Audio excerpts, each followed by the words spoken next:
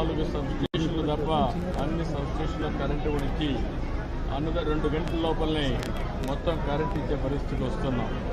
అన్నీ కూడా పర్యవేక్షిస్తున్నాను.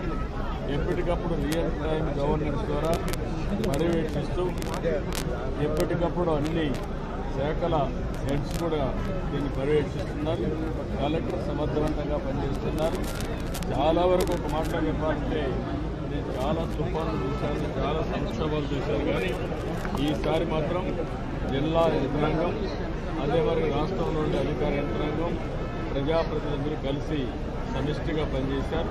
ప్రజలకు పెద్ద ఎత్తున ఉపయోగపడ్డారు. రాబోయే తొందరలోనే మిగిలిన ఏవైతే ముందు ప్రిపేర్డ్నెస్ వల్ల చాలా వరకు జటిలమైన సమస్యని చాలా సమర్థవంతంగా ఎదుర్కొన్నాం. నిన్న అందుకనే రెస్క్యూ కూడా మీరు చూస్తే 2 తప్ప ఇక్కడ ఎక్కడ చనిపోయే పరిస్థితి లేకుండా మనం కాపాడుకోగలిగాం. ఇప్పుడు వీళ్ళందరికీ రిలీఫ్ కానీ మనం అనుకున్న ప్రకారం ఇవ్వాల్సిన అవసరం ఉంది. అవి కూడా ఆదేశాలు ఇచ్చారు. తొందరలో సార్, రాష్ట్రం మొత్తం మీద శ్రీకాకుళం నుంచి తిరుపతి వరకు మోస్ట్ ఎఫెక్ట్ అయిన తుఫాన్గా ఇది ఉంది. మీరు ఇప్పుడు ఏరియల్ సర్వే కూడా చూశారు. హైయెస్ట్ ఏ జిల్లాకి ఎక్కువ డ్యామేజ్ జరిగే అవకాశం అంటే రకరకాలుగా ఉంది. వరి పంట కొంతవరకు దెబ్బతినింది, హార్టికల్చర్ పంట కొంత దెబ్బతినింది. కొన్ని జిల్లాల్లో విపరీతంగా వర్షాలు పడ్డాయి. ఈరోజు నెల్లూరు, ప్రకాశం, బాపట్ల దగ్గర పరచూరు ఆ ఏరియాలో నేను ఏరియల్ సర్వేలు చూశాను. ఎక్కువ నీటితో మొత్తం కూడా ముంపుకు గురైంది. ఇక్కడికి వచ్చే కొద్దికి గాలి విపరీతంగా వచ్చింది. అది కూడా ఒక 70-75 కిలోమీటర్ స్పీడే వచ్చింది. అదే కానీ ఇంకా ఎక్కువ వచ్చుంటే మన కొబ్బరి చెట్ల కలిసి ప్రమాదం వచ్చేది. ఆ పెను ప్రమాదం తప్పే పరిస్థితి వచ్చేది. అయితే అన్నీ కూడా ఎన్యూమరేట్ చేస్తాం. కొంత ఇది నష్టం జరిగింది. కోనసీమ విపత్తి కింద చూడొచ్చు అంటారు. కేంద్రం నుంచి సహకారం ఏ రకంగా? ఇప్పటికే ప్రధానమంత్రి మోడీ కూడా స్పందించారు. అందరూ స్పందించారు.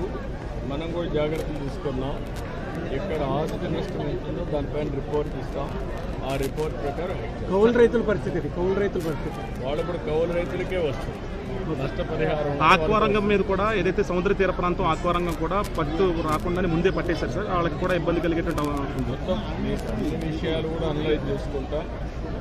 మీరు గుర్తుపెట్టుకోవాల్సింది పెను ప్రమాదం చాలా తీవ్రంగా ఉంటుందని ఎస్టిమేట్ చేశాం. తీవ్రత తగ్గింది, నష్టం అంతా తగ్గలేదు, కొంత ఉంది. అన్ని వేరే చేసుకున్నాం. సార్, ఇప్పుడు మీరు జిల్లా యంత్రాంగాల దగ్గర నుంచి ప్రజాప్రతినిధుల నుంచి 24 hours పరిగెత్తించారు.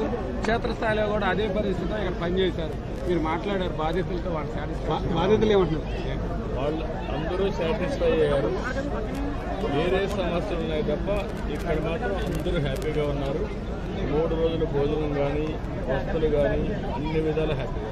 పరిహార విషయంలో ఎలాంటి పరిహారం విషయాలకు సంబంధించి ఇంకా గుర్తించాల్సిన అన్నీ కూడా ఏవైతే మనకు ముందు 2-3 రోజులు ఇక్కడికి వచ్చారు వాళ్ళకు 3,000 రూపాయలు బియ్యం, నిత్యావసర వస్తువుల నుంచి పంపిస్తున్నాం.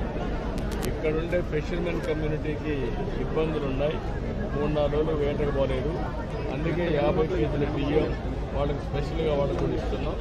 అదే మరి చేనేత కార్మికులకి, మత్స్యకారులకి అదనంగా 50 కేజీలు.